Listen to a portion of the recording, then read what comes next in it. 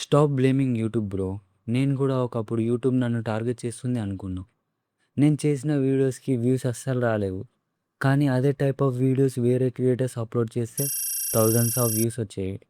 అప్పుడు నాకు చాలా కోపం వచ్చేది. ఎందుకు నాకే ఇలా జరుగుతుంది? నేనేం తప్పు చేస్తున్నా అని డిప్రెస్ అయ్యేవాడిని. ప్రతిరోజు అనలిటిక్స్ పేజ్‌ని ఓపెన్ చేసి రిఫ్రెష్ చేస్తూనే ఉండేవాడిని. అయినా కూడా 0 వ్యూస్, 5 వ్యూస్, 10 వ్యూస్ ఇలా వచ్చాయి. ఒక స్టేజ్‌లో యూట్యూబ్‌ని వదిలేయాలి అనిపించేది. కానీ అప్పుడే నాకు ఒక నిజం అర్థమైంది. ఈ వీడియోలో ఆ నిజం మీకు చెప్తాను. ఎందుకంటే నేను ఫేస్ చేసిన ప్రాబ్లమ్స్ మీరు ఫేస్ చేయొద్దని ఈ వీడియో చేస్తున్నాను. సో, కంప్లీట్‌గా చూడండి. నేను యూట్యూబ్ స్టార్ట్ చేసినప్పుడు నాకొక ఫీలింగ్ ఉండేది. మంచి కంటెంట్ క్రియేట్ చేస్తే చాలు వ్యూస్ ఆటోమేటిక్‌గా వస్తాయని. కానీ రియాలిటీ చాలా డిఫరెంట్. ఒక వీడియో కంప్లీట్ చేయడానికి కొన్ని గంటలు పడుతుంది. Script, record, edit, thumbnail and upload ఇవన్నీ చేయాలి.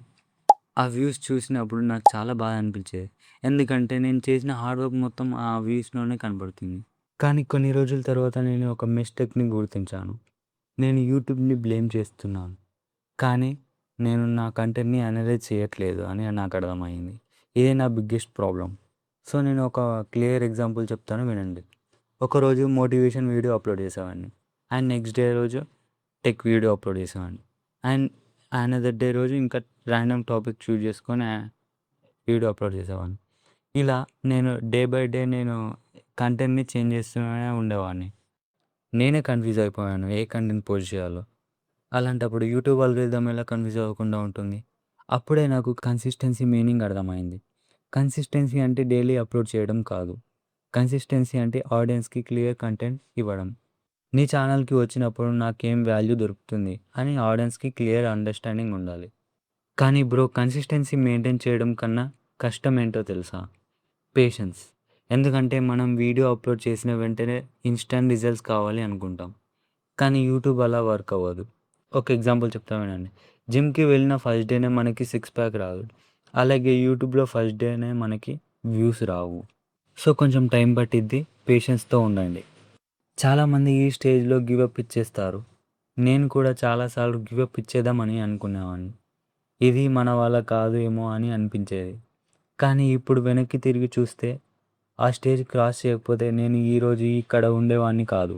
తర్వాత ఇంకో ఇంపార్టెంట్ విషయం అర్థమైంది. ఆడియన్స్‌కి ఇన్ఫర్మేషన్ కావాలి అనుకునేవాడిని. కానీ వాళ్ళకి ఇన్ఫర్మేషన్ మాత్రమే కాదు, ఎక్స్‌పీరియన్స్ కూడా కావాలి. స్టోరీ, ఎమోషన్ ఇవన్నీ కావాలి. నేను ఫస్ట్ వీడియోస్‌లో ఫ్యాక్ట్స్ చెప్పేవాడిని.